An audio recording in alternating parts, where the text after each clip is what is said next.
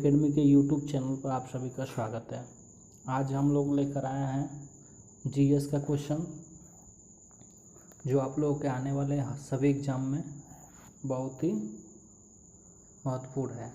तो हम लोग देर न करते हुए वीडियो को स्टार्ट करते हैं। पहला क्वेश्चन, निम्नलिखित राज्यों में से किसमें सबसे कम साक्षरता दर है? निम्नलिखित राज्यों में से किसमें सबसे कम साक्षरता दर है? तो इस क्वेश्चन का आंसर होगा बिहार। बिहार ऐसा राज्य है जहाँ पे साक्षरता दर 61.8% है। ठीक है ना। तो फिर आइए हम आप लोगों को बता देते हैं कि बढ़ते क्रम में 4 सबसे कम साक्षरता दर वाले स्टेट। 1 नंबर पे है आपका बिहार, 2 नंबर पे है आपका अरुणाचल प्रदेश जहाँ पे 65.4% है। 3 नंबर पे है राजस्थान जहाँ पे आपका 66.1% है। और 4 नंबर पे है झारखंड। ठीक है, यहाँ पे 66.4% है। ठीक है, ये तो रही सबसे कम साक्षरता दर वाले राज्य।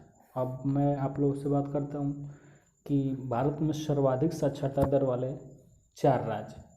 तो मैं आपको घटते क्रम में बता देता हूँ। सबसे पहला है इसमें, वो है केरल।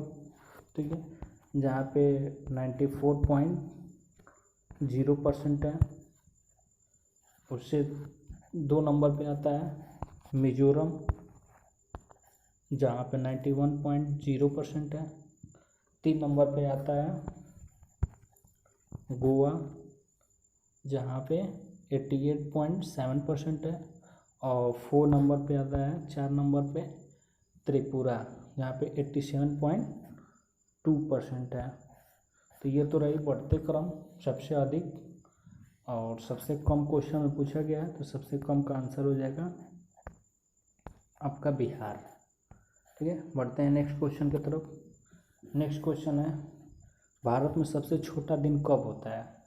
तो ये बहुत ही मोस्ट क्वेश्चन है। ये आपके जियोग्राफी से है। जियोग्राफी का क्लास आपको इंडिविजुअल चलेगा, उसमें बहुत ही अच्छी तरह से आपको बताया जाएगा। तो सबसे छोटा दिन कब होता है? 22 दिसंबर को होता है। अब भारत में सबसे छोटा दिन 22 दिसंबर को होता है। ठीक है ना। तो सबसे बड़ा दिन कब होता है? तो मकर संक्रांति के यानी 22 दिसंबर को सूर्य मकर रेखा पर लंबवत पड़ता है, इसे मकर संक्रांति कहते हैं। इस दिन दक्षिणी गोलार्ध में सबसे बड़ा दिन होता है। ठीक है ना। और सबसे छोटा दिन आपको पता है 22 दिसंबर को होता है। ये 22 दिसंबर जो होता है उत्तरी गोलार्ध में पड़ता है, इसमें सबसे बड़ा दिन होता है। ठीक है ना, एक दूसरे के पैरेलल होता है। बात करते हैं अगला क्वेश्चन। अगला क्वेश्चन है, बारिश और हिमपात के एक साथ होने की अवस्था को क्या कहते हैं? बारिश और हिमपात के एक साथ होने की अवस्था को क्या कहते हैं?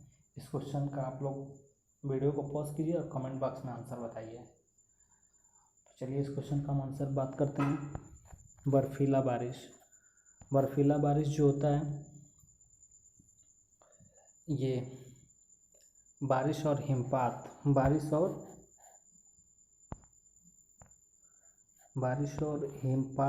बर्फीला बारिश होता है। ये अधिक सबसे ज़्यादा सर्दियों में पहाड़ी क्षेत्रों में होते हैं।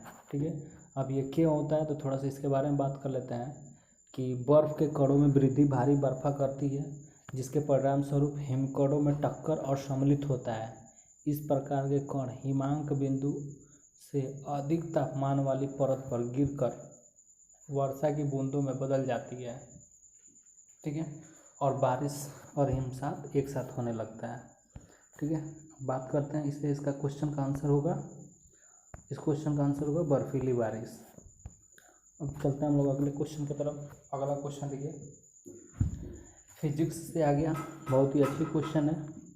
इस क्वेश्चन का आंसर होगा, फ्यूज तार किस मिश्र धातु के बने होते हैं? इस क्वेश्चन का आंसर होगा, फ्यूज तार किस मिश्र धातु के बने होते हैं? इसका आंसर होगा टीन और लेड।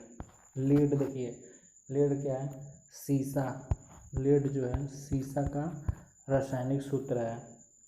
तो फ्यूज तार जो होता है, फ्यूज आप लोग सबसे पहले बता देते हैं क्या होता है। जो घर में बोर्ड इलेक्ट्रिक लगा होता है तो वहाँ पे बिजली के हाई वोल्टेज कम वोल्टेज को कंट्रोल करने के लिए फ्यूज का यूज होता है। तो फ्यूज में तार जो लगा होता है वो टिन और लेड का बना होता है, ठीक है ना। बात करते हैं हम लोग अगले क्वेश्चन की। अगला क्वेश्चन लिखा हुआ है कि अवायवीय स्थिति में जैविक पदार्थ, अवायवीय स्थिति में जैविक पदार्थ के जीवाणु अपघटक को क्या कहते हैं। तो इसका आंसर होगा किण्विनीकरण। इसका आंसर होगा किण्विनीकरण। अब किण्विनीकरण क्या होता है इसके बारे में थोड़ा सा हम बता देते हैं आपको कि किण्वन एक जैव रासायनिक क्रिया है। इसमें जटिल कार्बनिक यौगिक और सूक्ष्म जीवों की सहायता से सरल कार्बनिक यौगिक विघटन होते हैं। इस क्रिया में ऑक्सीजन की आवश्यकता नहीं पड़ती है, ठीक है। चलते हैं हम लोग अगले क्वेश्चन की तरफ। तो इस क्वेश्चन का आंसर क्या होगा, किण्वन, ठीक है। पहुँचते हैं हम लोग अगले क्वेश्चन की तरफ। लिखा है यूडीपी क्या है। तो इस क्वेश्चन का आंसर होगा कनेक्शन रहित प्रोटोकॉल, यानी इंटरनेट प्रोटोकॉल सेज। इस क्वेश्चन का आंसर क्या है, इंटरनेट प्रोटोकॉल सेज, ठीक है, JPS।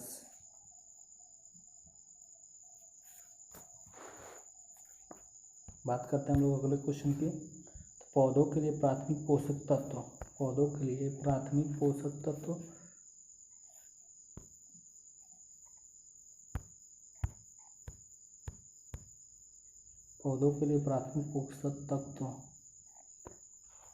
के रूप को ज्ञात कीजिए। तो इस क्वेश्चन का आंसर हमारा हो जाएगा नाइट्रोजन, फास्फोरस और पोटेशियम। इस क्वेश्चन का क्या आंसर होगा, नाइट्रोजन, फास्फोरस और पोटेशियम। और हम आपको बता देते हैं कि प्राथमिक पोषक तत्व ये अलग अलग प्रकार के होते हैं। इसमें पहला है आपका, इसके बारे में थोड़ा सा आपको बता देते हैं कि पौधों के जड़ों द्वारा भूमि में पानी के एवं पोषक तत्व वायु से कार्बन डाइऑक्साइड तथा सूर्य के प्रकाश से ऊर्जा लेकर अपने विभिन्न भागों का निर्माण करते हैं, ठीक है ना। ये निम्न प्रकार के होते हैं। पहला जो होता है आपका प्राथमिक पोषक तत्व होता है, इसमें नाइट्रोजन NO2, ठीक है, फास्फोरस और पोटेशियम होता है। 2 नंबर पे गौण पोषक तत्व होता है, इसमें कैल्शियम, मैग्नीशियम एवं गंधक होता है, ठीक है।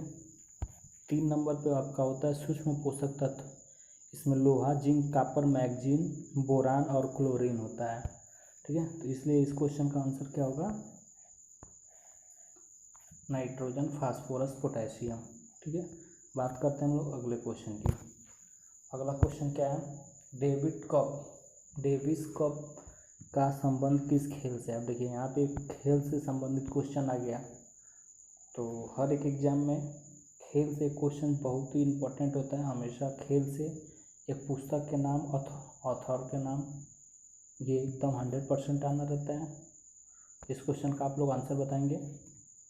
इस क्वेश्चन का आंसर है लॉन टेनिस, यानी डेविस कप का संबंध किससे है, लॉन टेनिस से है, ठीक है। बात करते हैं अगले क्वेश्चन की। तो अगला क्वेश्चन है प्रसिद्ध विकासवादी चार्ल्स डार्विन ने अपनी किस पुस्तक में सिद्धांत का प्रतिपादन किया है।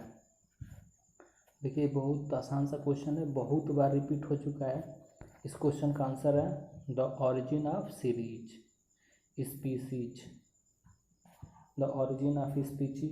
इस क्वेश्चन का आंसर है। अब हम बात कर लेते हैं अगले क्वेश्चन की। तो अगला क्वेश्चन पूछ रहा है कि ग्रीन बैंकिंग क्या अर्थ है। ग्रीन बैंकिंग का क्या अर्थ है। तो इस क्वेश्चन का आंसर हो जाएगा आपका,